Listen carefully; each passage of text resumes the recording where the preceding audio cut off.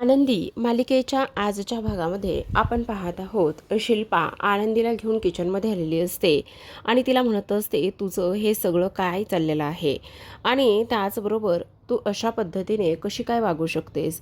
तुझा हा दिवसेंदिवस कॉन्फिडन्स लेवल वाढतच चाललेली आहे. तेव्हा ती म्हणत असते हो का, कारण मी आत्ता जर तुमचा हा खरा चेहरा सर्वांसमोर सांगितला असता तर त्याचं काय झालं असतं ही गोष्ट तुमच्या लक्षात येते का. हे मी असं करायला नको होतं असं जर तुम्हाला वाटत असेल तर तुम्ही फार चुकीचं वागलात. कारण इथे मालक साहेबांच्या आयुष्यामध्ये असणारी एकमेव व्यक्ती तुम्ही आहात आणि त्यांनी तुमच्यावर विश्वास ठेवला आहे. पण तसं अजिबातच झालेलं नाही आहे. तुमच्या ह्या सगळ्या गोष्टी लक्षात येत नाही आहेत. कारण इथे मालक साहेब फक्त आणि फक्त इथे तुमच्यावर विश्वास ठेवत आहेत आणि मालक साहेब तुमच्यावर विश्वास ठेवत असल्या कारणाने तुम्ही हे सगळं काहीही करू शकायला नको होतं असं सुद्धा आता इकडे ती बोलत असते. त्याच वेळेला आता इकडे हे सगळं काही बोलत असताना शिल्पा म्हणत असते म्हणजे तुला नेमकं काय म्हणायचं आहे. तुला असं म्हणायचं आहे का की इथे तू माझं युगंधर समोर ह्या सगळ्या गोष्टी वाचवल्या आहेस म्हणून युगंधर समोर तू हे सगळं इथे सांभाळलेलं आहेस असं तुला म्हणायचं आहे का, असं सुद्धा आता इकडे ती बोलत असते. तेव्हा ती म्हणत असते हे जगामध्ये फक्त आणि फक्त इथे मालक साहेबांचा इथे तुमच्यावर फार विश्वास आहे आणि मला काही जरी झालं ना तरी हे घर मात्र अजिबातच तोडायचं नाही आहे आणि त्यामुळे मी इथे गप्प बसली आहे, शांत बसली आहे. तेव्हा शिल्पा म्हणत असते ह्या सगळ्या गोष्टी तू मला शिकू नकोस की काय करायचं आणि काय नाही करायचं, समजलं का. मग आता आनंदी म्हणत असते मला जर सांगायचं असतं ना तर मी तेव्हा सांगितलं असतं आणि मालक साहेबांनी तुमच्यावर ठेवलेला विश्वास मात्र पूर्णतः गमावलेला असता असं सुद्धा आता इकडे ती बोलत असते. सोबतच आपण पाहतो आनंदी हे सगळं बोलल्यानंतर शिल्पाला अजूनच राग आलेला असतो. शिल्पा म्हणत असते ही पोरगी मला इथे शिकवती का आणि ह्या पोरीला मला इथे मी काय करायचं आणि काय नाही ह्या सगळ्या गोष्टी मला दाखवून द्यायच्या आहेत का, असं सुद्धा आता इथे ती बोलत असते.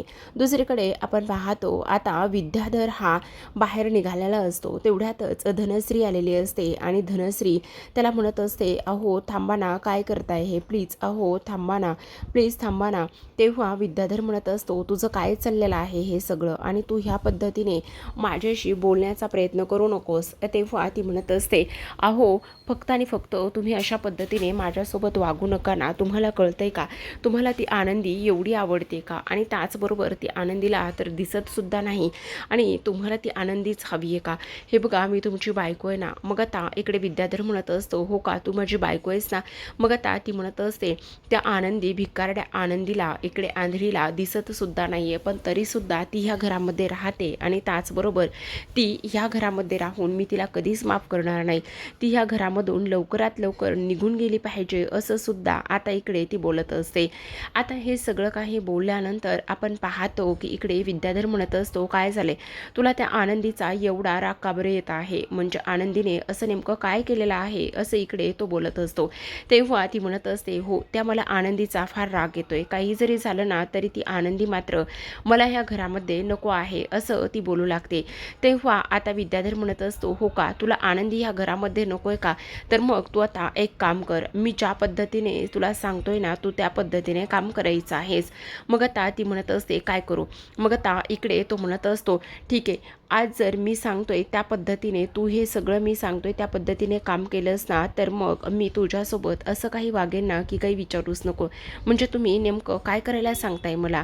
तो म्हणत असतो हे बघ आता युगंधर स्वतः आनंदीला मात्र त्या घरातून बाहेर हाकलून देईल अशीच सोय तुला करायची आहे. काही जरी झालं ना तरी ती आनंदी मात्र त्या घरामध्ये राहिली नाही पाहिजे असं तू बघ. आणि तेव्हा ती म्हणत असते ठीक आहे काही जरी झालं ना तरी ह्या सगळ्या गोष्टी मी त्याच पद्धतीने करेल असं सुद्धा आता इथे ती बोलत असते. आता हे सर्व काही बोलल्यानंतर आपण पाहतो इकडे दुसऱ्या बाजूला शिर्के हा फोनवर बोलत असतो आणि शिर्के फोनवर बोलत असताना लगेचच आता इकडे तो म्हणत असतो खरं तर आता मूर्ती ही लवकरात लवकर आली पाहिजे आणि मूर्ती दिल्याच्या नंतर आता सगळं काही व्यवस्थित झालं पाहिजे असं असतं. म्हणजे आता जे काही विदेशी लोक आहेत ते येणार असतात आणि विदेशी लोक आल्यानंतर ह्या सगळ्या गोष्टी त्यांना त्या पद्धतीने करायच्या असतात. तर आता आपण पाहतो इथे शिर्केंचं बोलणं झाल्यानंतर इथे युगंधरसुद्धा फोनवर बोलत असतो आणि तेवढ्यातच आता मूर्तीसुद्धा येणार असते. शिल्पा समोर येते आणि शिल्पा म्हणत असते, काय झालं युगंधर, सगळं ठीक आहे ना? मग आता युगंधर म्हणत असतो, हो ताई, कारण आता इथे जी मूर्ती आहे ना ती मूर्ती इथे येणार आहे आणि त्याचबरोबर इथे आता आपल्या घरी ते विदेशी लोकंसुद्धा येणार आहेत.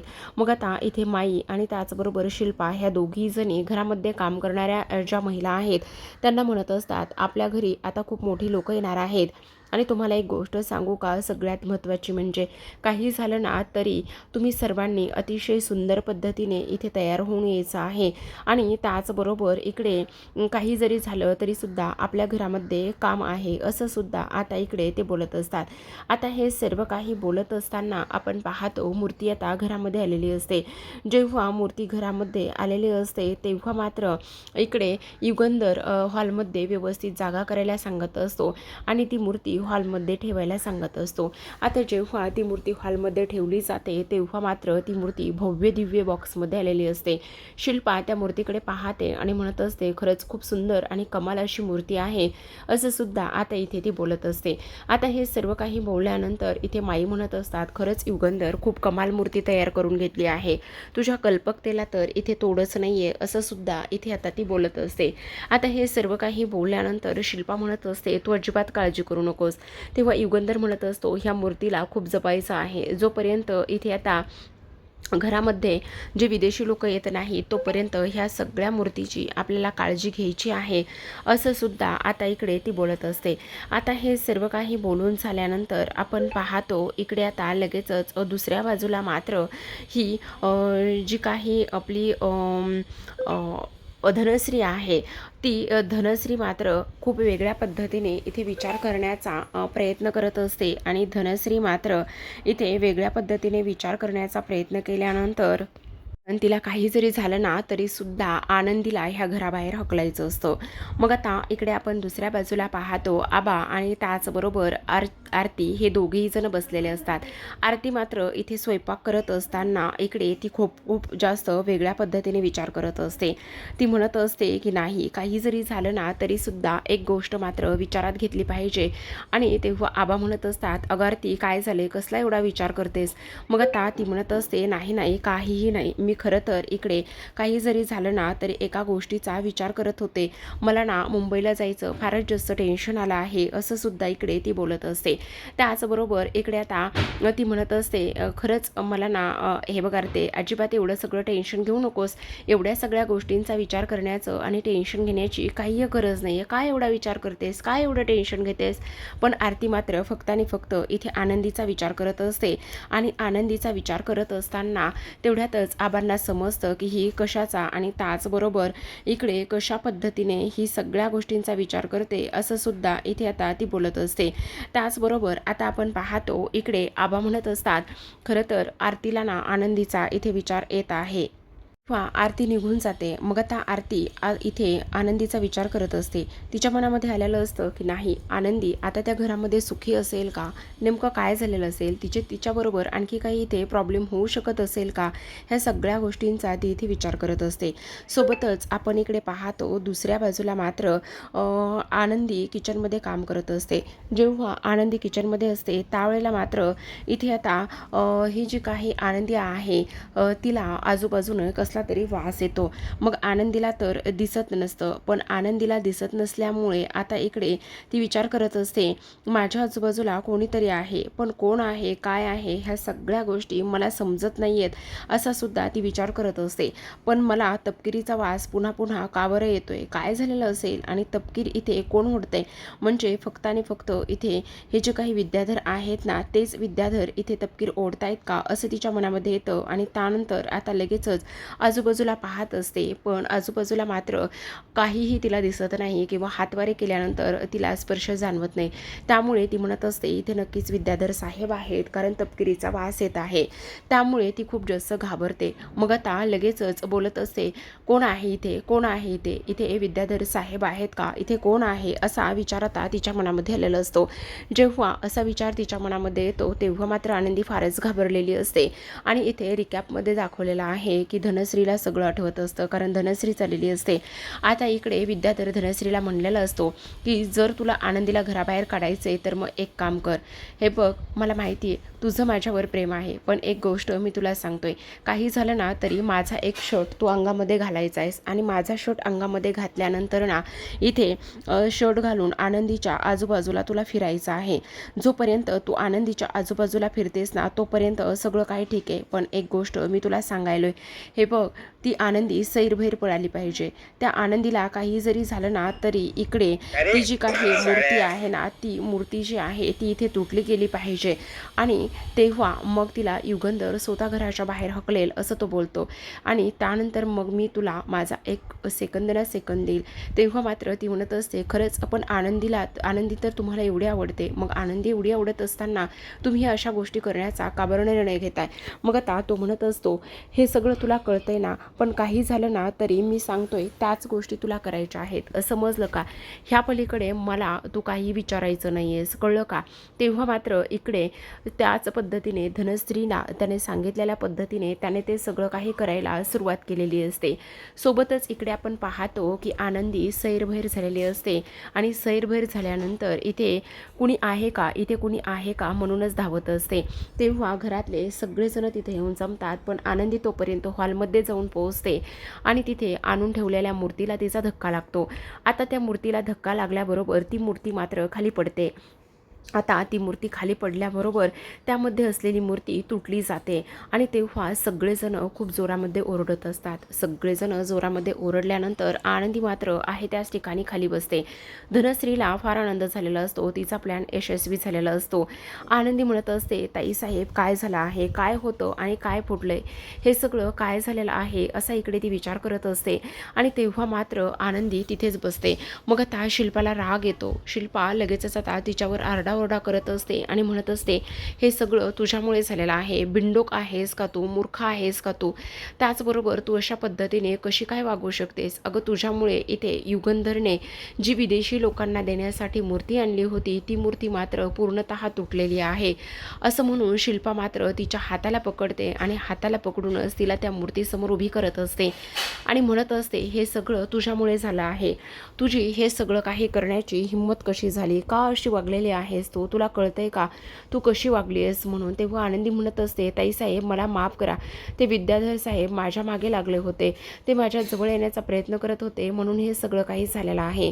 मग आता ती म्हणत असते, कुठे आहे इथे विद्याधर, दाखव बरं मला, दिसतोय का विद्याधर, इथे विद्याधर कुठेही नाही आहे, मग तरीसुद्धा तू ह्या सगळ्या गोष्टी का बरं बोलतेस आणि तू इथे मूर्ती फोडल्याचं खापर इथे दुसऱ्यांसमोर का बरं मांडतेस, बोल ना, असं म्हणून शिल्पा खूप ओरडत असते. तेव्हा विद्याधरचे बाबा म्हणत असतात, अगं शिल्पा वेडी आहेस का, ती पोरगी किती घाबरली आहे आणि ती पोरगी एवढी घाबरली तर मग तू उगाचच तिला आरडाओरडा करायचं सोडून तिच्यावर ओरडू नकोस आणि त्याबरोबर मूर्ती कशी जोडता येईल आणि मूर्तीचं काय करता येईल ह्या सगळ्या गोष्टींचा आपण इथे विचार केला पाहिजे की नाही, असं सुद्धा आता इथे ती बोलत असते. आता हे सर्व काही बोलून झाल्यानंतर आनंदी म्हणत असते, मला माफ करा, मला नाही समजलं हे सगळं काय झालंय, कशा पद्धतीने झालंय म्हणून, प्लीज मला माफ करा ना, असं सुद्धा आता इकडे ती बोलत असते.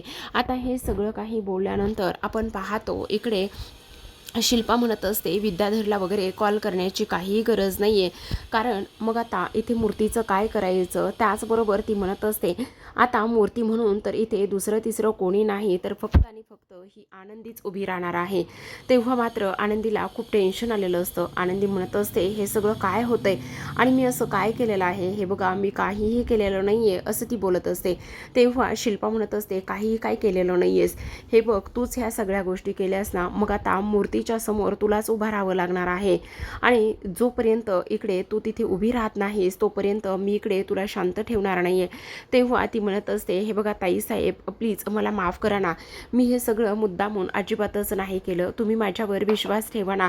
तेव्हा ती म्हणत असते, तू हे सगळं मुद्दामून नाही केलेस, मग हे कोणी केलंय, तूच केलंयस हे सगळं काही. आणि त्याचबरोबर आणखी एक गोष्ट तुला सांगते, काही जरी झालं ना तरी मी तुला कधीच माफ करणार नाही आहे.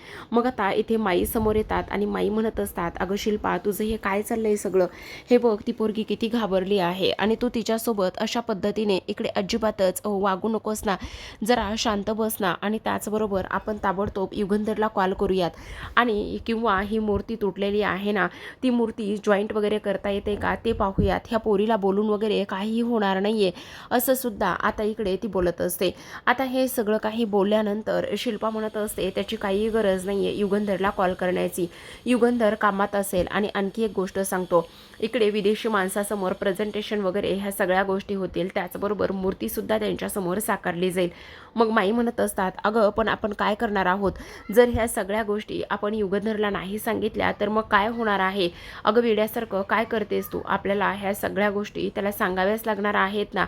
मग आता इकडे ती म्हणत असते, नाही आपण त्यांना काहीही सांगायचं नाहीये. काही जरी झालं ना तरी सुद्धा कोणत्याही गोष्टी आपण त्यांना सांगायच्या नाहीये, समजलं का. आता तो पुतळा किंवा इथे प्रेझेंटेशन तर तयार होणारच आहे. प्रेझेंटेशन कसं तयार करायचं ते म्हटल्यानंतर इथे काही जरी झालं ना तरी सुद्धा ही जी काही आनंदी आहे ना, ती आनंदी मात्र आता ह्या मूर्ती पुतळा म्हणून उभी राहणार आहे असं सुद्धा आता इकडे ती बोलत असते. आता हे सर्व काही बोलून झाल्यानंतर आपण पाहतो तेव्हा मात्र इथे आनंदी फारच जास्त घाबरलेली असते. आनंदी विचार करत असते हे सगळं काय आहे, आणि त्याचबरोबर ह्या सगळ्या गोष्टी अशा पद्धतीने व्हायला नकोत वगैरे वगैरे हे सगळं ती बोलत असते. तेव्हा शिल्पा म्हणत असते इथे प्रेझेंटेशन होणार, त्याचबरोबर विदेशी लोकांसमोर मूर्तीसुद्धा प्रेझेंट होणार, आणि हे सगळं कोण करणार तर ही गावंढळ मुलगी ही आनंदी पुतळा बनून उभी राहणार आहे असं सुद्धा आता इकडे ती बोलत असते. आता हे सगळं काही बोलल्यानंतर आपण पाहतो की इकडे ती म्हणत असते, अहो अहो हे बघा शिल्पाताई, मी हे मुद्दामून नाही केलं, प्लीज तुम्ही माझं ऐकून घ्या ना. पण शिल्पा मात्र माजुरडी काहीही ऐकून घेत नसते.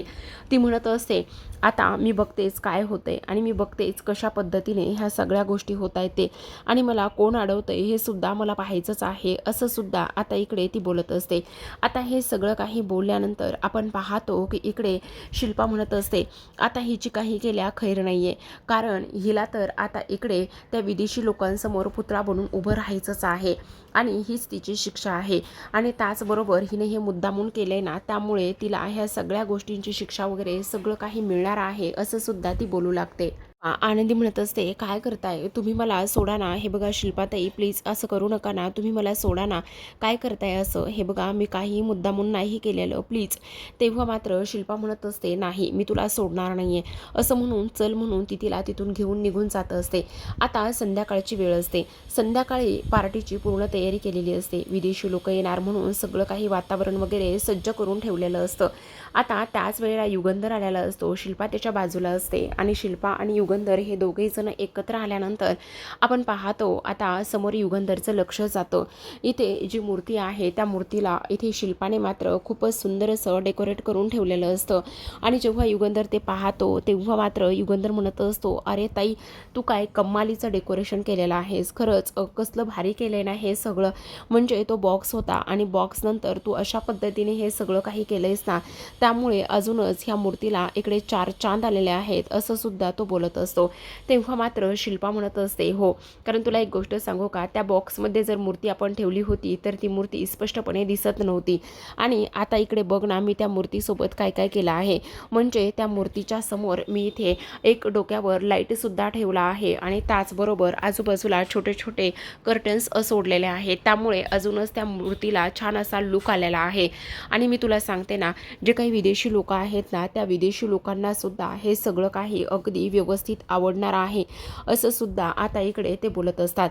आता हे सगळं काही बोलल्यानंतर दुसरीकडे आपण पाहतो की इथे शिल्पा मात्र फक्त आणि फक्त त्या मूर्तीकडे पाहतच असते, कारण तिच्या मनामध्ये खूप सारे विचार सुरू असतात. तिचं असं म्हणणं असतं की नाही, काही जरी झालं ना तरी आता मी म्हणेल आणि मी ठरवेल त्याच पद्धतीने हे सगळं काही होणार आहे असा सुद्धा इकडे ती विचार करत असते. तर आता युगंधर शिल्पाचं फार कौतुक करत असतो. त्याला असं वाटत असतं की माझ्या बहिणीने इथे जे विदेशी लोक येणार आहेत ना, त्यांच्यासाठी किती आणि काय काय गोष्टी केलेल्या आहेत असं सुद्धा आता इकडे ती बोलत असते. हे सगळं काही बोलल्यानंतर आपण पाहतो की आता लगेचच इथे युगंधरचं लक्ष त्या समोर असलेल्या मूर्तीकडे जातं, आणि समोर असलेल्या मूर्तीकडे गेल्यानंतर आता तो विचार करत असतो. शिल्पा म्हणत असते, तू अजिबात काळजी करू नकोस युगंधर, हे बघ आता लवकरात लवकर ना विदेशी लोक आले ना तर ते सगळं काही होणार आहे, तुला काळजी वगैरे करण्याची काहीही गरज नाही असं सुद्धा आता इकडे ती बोलत असते. आता आपण पाहतो की युगंधर पाहत असतो, त्याला त्या सगळ्या काही गोष्टीमधून पाहूनच इकडे वेगळाच भास होत असतो. त्यानंतर तो म्हणत असतो, अगं ऐक ना ताई, आनंदी कुठे दिसत नाही आहे, आनंदीला सुद्धा तू बोलव ना, म्हणजे तिला सुद्धा विदेशी माणसाबरोबर इथे यायचं आहे, मीटिंग आहे, फोटोशूट आहे. तेव्हा ती म्हणत असते, अरे आनंदी ना तयार होते, तू काळजी करू नकोस ना, आनंदीसुद्धा लवकरच येईल. असं म्हटल्याबरोबर युगंधर आता आनंदात असताना शिल्पाला विचार येत असतो, आता ह्यानं तर इथे आनंदीचं नाव काढलेलं आहे, पण आता आनंदीला इथे उभं तरी आणून कसं करायचं, हा प्रश्न मात्र मोठा शिल्पासमोर उभा राहिलेला असतो. तर आता प्रेक्षकांनो, इथे शिल्पाने सर्वांना इथे समजावून सांगितलेलं असतं की काही जरी झालं तरीसुद्धा ही गोष्ट किंवा ही पुतळ्यामध्ये आनंदी आहे हे कोणालाही सांगायचं नाही. पण आता जेव्हा हे सत्य युगंधरला समजेल तेव्हा मात्र काय धमाका होईल आणि त्याचबरोबर काय संकेत मिळेल हे पाहणं फार कमालीचं आणि इंटरेस्टिंग असणार आहे. तर आजच्या भागामध्ये एवढंच. उद्याचा भाग पाहायचा असेल तर नक्की चॅनलला सबस्क्राईब करा. उद्याच्या भागामध्ये सगळे गेस्ट आलेले असतात, सगळेजण छान छान तयार झालेले असतात, पण युगंधरचं लक्ष मात्र फक्त आनंदीवर असतं. तो इकडे तिकडे पाहून आनंदीला शोधण्याचा प्रयत्न करत असतो. त्याचं एकच म्हणणं असतं की नेमकी आनंदी कुठे असेल, मला आनंदीला भेटायचे, आनंदीला बघायचे. तेव्हा आता सगळे काही क्लायंट आल्यानंतर इकडे ते म्हणत असतात, तुमच्यासाठी खासच खूपच मोठं सरप्राईज आहे. तेव्हा ते क्लायंट म्हणत असतात, खरं तर हे एवढं सुंदर तुम्ही डेकोरेशन केलं आहे आणि एवढा सुंदर पुतळा तयार करून ठेवला ना, त्यामुळे तर असं वाटतंय की नक्कीच काहीतरी अफलातून असणार आहे, असं इकडे ते बोलतात. तेव्हा आता इकडे सगळेजण जमल्यानंतर युगंधर म्हणत असतो, हे एक तुमच्यासाठी खूप सुंदर असं सरप्राईज आहे. मग आता इकडे तो पडदा काढला जातो आणि पडदा काढल्यानंतर जेव्हा युगंधर पाहतो तेव्हा मात्र युगंधरच्या चेहऱ्याची पूर्ण 12 वाजलेले असतात. त्याच्या पायाखालची जमीन सरकलेली असते, कारण त्याला हे सगळं काही अपेक्षितच नव्हतं.